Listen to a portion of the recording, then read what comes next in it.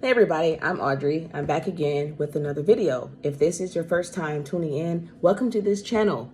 I really appreciate you taking the time to listen in if you've been listening thus far. Okay, so today I want to talk about favoritism and the dangers of showing favoritism. Okay, one story I want to go to is in Genesis 37. And I'm just going to start reading. It says, "So Jacob settled again in the land of Canaan, where his father had lived as a foreigner. This is the account of Jacob and his family. When Joseph was 17 years old, he often tended his father's flocks. He worked for his half-brothers, the sons of his father's wives, Bilhah and Zilpah. But Joseph reported to his father some of the bad things his brothers were doing. Jacob loved Joseph more than any of his other children because Joseph had been born to him in his old age. So one day, Jacob had a special gift made for Joseph, a beautiful robe. But his brothers hated Joseph because their father loved him more than the rest of them. They couldn't say a kind word to him. One night, Joseph had a dream, and when he told his brothers about it, they hated him more than ever. "Listen to this dream," he said. "We were out in the field tying up bundles of grain. Suddenly, my bundles stood up, and your bundles all gathered around and bowed low before mine." His brothers responded, "So you think you will be our king, do you? Do you actually think you will reign over us?" And they hated him all the more because of his dreams and the way he talked about them. Soon, Joseph had another dream. And again, he told his brothers about it. "Listen, I have had another dream," he said. "The sun, moon, and 11 stars bowed low before me." This time, he told the dream to his father as well as to his brothers. But his father scolded him. "What kind of dream is that?" he asked. "Will your mother and I and your brothers actually come and bow down to the ground before you?" But while his brothers were jealous of Joseph, his father wondered what the dreams meant. And I'm just going to stop right there, okay? So here we clearly see Jacob and his sons. Jacob is showing favoritism towards Joseph because Joseph was the son that was born by the woman that he truly loved. Okay. And it clearly says that Jacob actually loved Joseph more than his brothers. Now put yourself in his brother's shoes. You're one of several kids and you see that your parents are showing favoritism. And a lot of y'all can relate to this. A lot of y'all can relate to this. I can't per se, honestly, I can't relate to this because my mom, she has genuinely showed love towards all of her children. I've never felt like she loved my siblings more than me. And this is just my own personal, testimony of that. Not to brag. I'm not here to brag. So I want to put that out there. But I'm just saying, I can't really relate to this. And I'm the baby too. So, you know what they say about, how babies, are spoiled or whatever. But honestly, I never felt that with my mother. And I grew up in a single home. Okay. And my siblings are the one before me, my brother before me was born before me. We're almost 6 years apart. And then the rest of them, there's like another 6 year between my sister and my brother before me. So quite a few years in between us, okay? My oldest brother was almost, I think he was going on 12 when I was born. 13, actually. So, yeah. So, even with me being the baby, who's supposed to be the spoiled one, which my family still claim I'm spoiled, but whatever. But I never felt, my mother never, I never felt, I can't speak for my siblings. I can only speak for myself. I never felt a difference in the love. And even now, my mother, she's always there to support all of her children, no matter what age and stage. I mean, it doesn't matter. And so if my siblings feel felt that my mother showed favoritism, then that's on them. But I never felt it. Okay. My mother, I felt the love that my mother had for all of her children. Okay. But not everybody has that testimony. Many of you have seen this in your own lives. Your parents have always compared you to your siblings. They've always favored one sibling or other siblings over you, and you've been hurt by that, and I've seen this too, even though it didn't happen in my experience, but I've seen it in other people and how they talk about, how the parents favored other children. And I can only imagine the pain behind that, I can only imagine it though. So here we have Jacob showing favoritism, loving Joseph more than his brothers.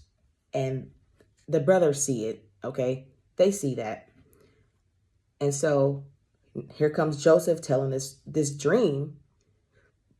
And and it says the way that he talked about the dream. Maybe he was being arrogant.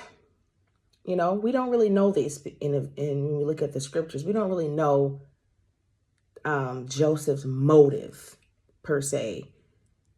I'm not sure if he was trying to provoke them to jealousy, or, so I don't know if it was deliberate or he was just innocent. Maybe he was super excited about sharing this dream because, it shocked him, first of all, and maybe he didn't have the full understanding of what it meant, maybe. I would like to think he didn't really know the fullness of what it meant, because if he'd known what the things he had to go through to get there, I don't think he would have been so excited to share the news.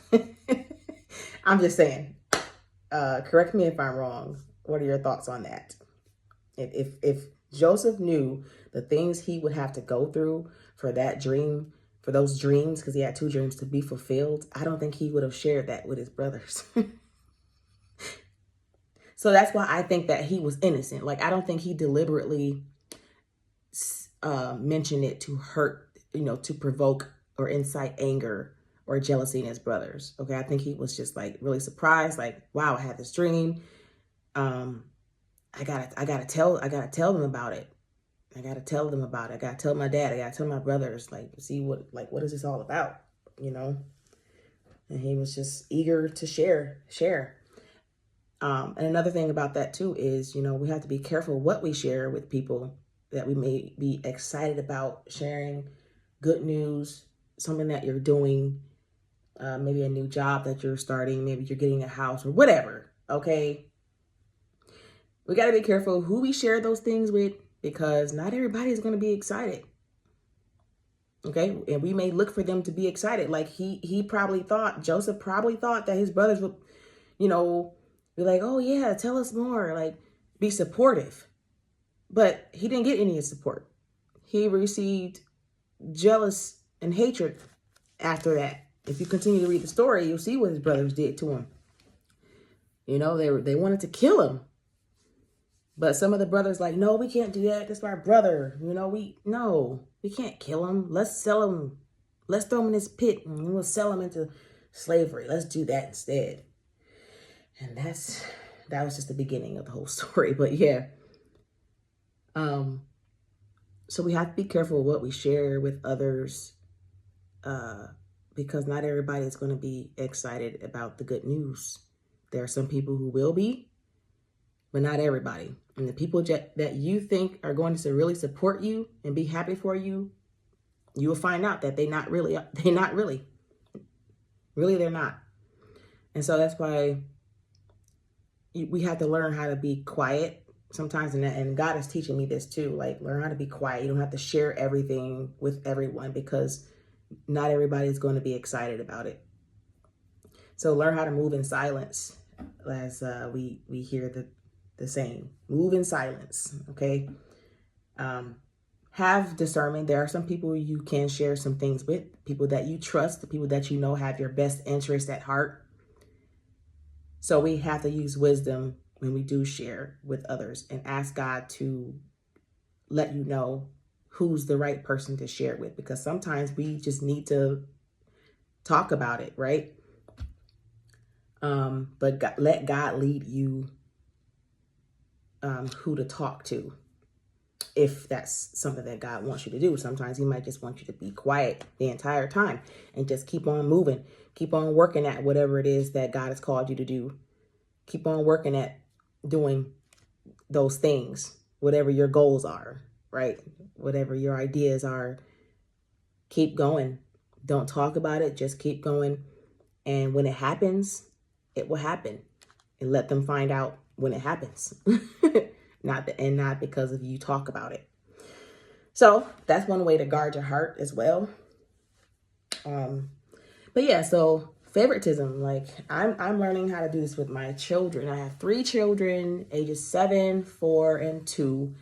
And I'm trying to teach them, we're talking about jealousy and the dangers of it. I actually sit and talk to the kids. And I try to make my children feel like they're loved. I try to explain to them also that every child is different and they have different needs. And my job as a mother, my husband and I, our job as parents are to find that balance of tending to each child's needs and different needs without showing favoritism. Okay. I always tell the kids, I love you all the same. I don't love so-and-so more than so-and-so. I love you all the same, but you guys are all different and you have different needs. And as a parent, I'm called to tend to each of those child's needs in a different way. And I tell them, you don't need what your sister needs. You don't need what your brother needs. You have different needs. And so just because I tend to each child's needs differently doesn't mean I love you more or less. Okay, one child may need more hugs than the other. One child may need a little bit more attention than the other. Some things like that.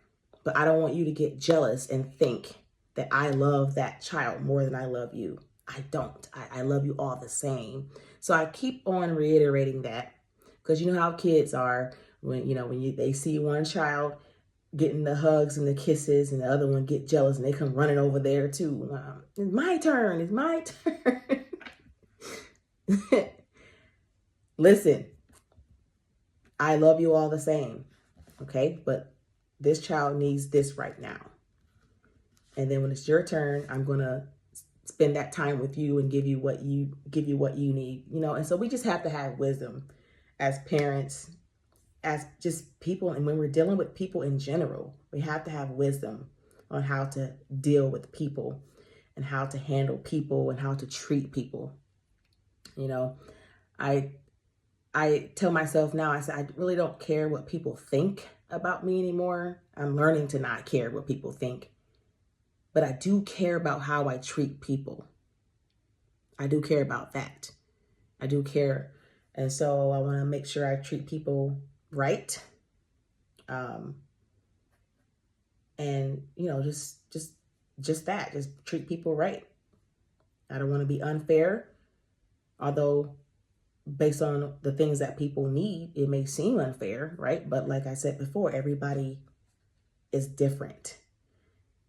No one has the same needs, okay? There might be some people, but everyone is different. So we have to learn how to be able to navigate through all of that with the wisdom and the help of God, okay? I think about Solomon. Solomon asked for wisdom when he became king, because he wanted to do what was right. He wanted to treat the people right. So he asked for wisdom. He didn't ask for possessions. He didn't ask for wealth, popularity, none of it. He asked for wisdom. And because he asked for a good thing, God blessed him with the other things as well. Okay? So that's all I really wanted to share. Read Genesis 37. It's really good story. I love the word of God because it comes to rebuke, it comes to correct, it comes to reproof, uplift, encourage, teach, inform, all of the things that we need as disciples of Jesus, followers of Jesus. Okay? So I'm in this series of talking about tough things and matters of the heart. Okay? So that's it. I really thank you guys for listening in today. I don't take anything lightly, but I thank you, and I appreciate you, and I pray that you have a wonderful day. Okay? Until next time, be blessed.